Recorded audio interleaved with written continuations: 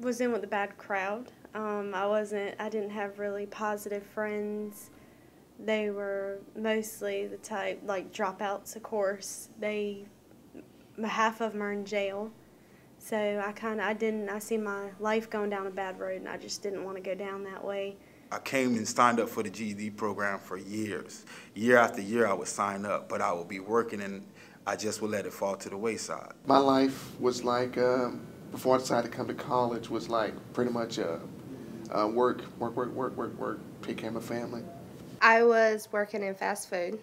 I had actually worked at Hardee's for about 6 years and realized that things needed to change.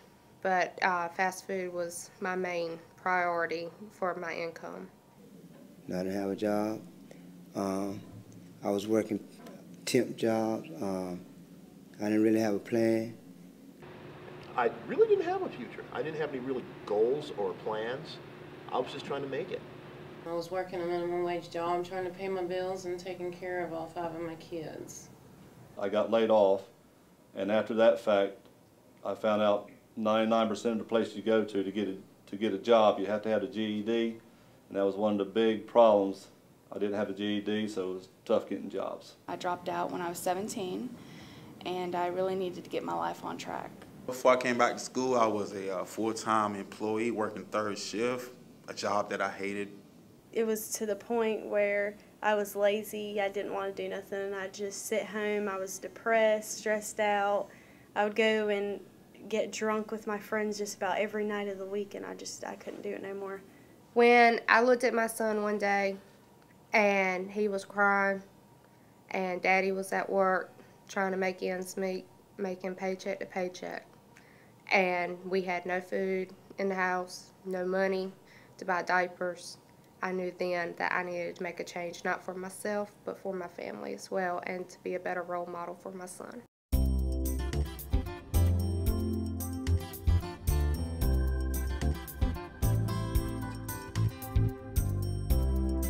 If you wanted to really get ahead in life, you need to apply yourself in one of these programs and stay with it, and there's nothing you can do except go up.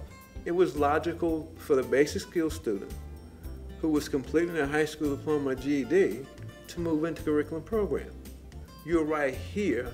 Why not make the movement from here into a curriculum program, or here into a program that's going to give you a skill that lets you go in the market and be employable? They showed me how I learned things and how I could better round myself as a student to adapt to circumstances that I would struggle with before then. There's hope now. I mean, I have an opportunity to grow in ways that I would have never thought possible otherwise. I want to go on to a 4-year college to hopefully pursue my English degree. They know that I'm here and that they can come and talk to me, and regardless of what it's about, that I am here for them. The circumstances changed, and I had to make a change. I saw the opportunity to come back to school, and I just took the keys, and I'm running forward to that goal. You know, I started with the small goals. I've checked off a few. Now I have a few more goals to check off. So it's definitely a ride. Whether I needed $1 for a drink or, you know, I needed help with a math problem, they were there. Whenever I have a problem, I know I can come here and get help from somebody. So I feel I can go anywhere to another school, but I feel right here is home for me. By getting with these people around here now, you know, not only are they a family, I'm a part of that family now. It's a program that everybody should look into if you don't have a GED or whatever you need to get to another point in life. Meet the students' needs, identify the needs, meet the needs, give the student what they need. It's not easy actually putting yourself in the door, but in the long run, it's so worth it. Believe in yourself.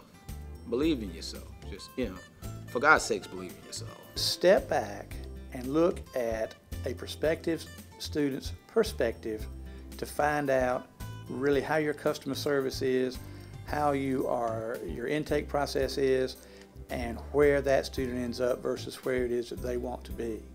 I look forward to getting my degree in clinical psychology. Continue going to college and taking up nursing to help elderly people in a nursing home. I'm planning on going to UNC Chapel Hill, where I will then transition into a career in literary editing. I have a definite plan. There's steps I need to take to get there. If I stumble, I know there's people I can turn to that can give me guidance and give me positive advice. I'm going to go to be anesthesiologist.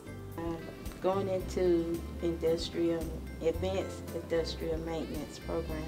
I really want to try to be an RN. I really want to try to go down that road.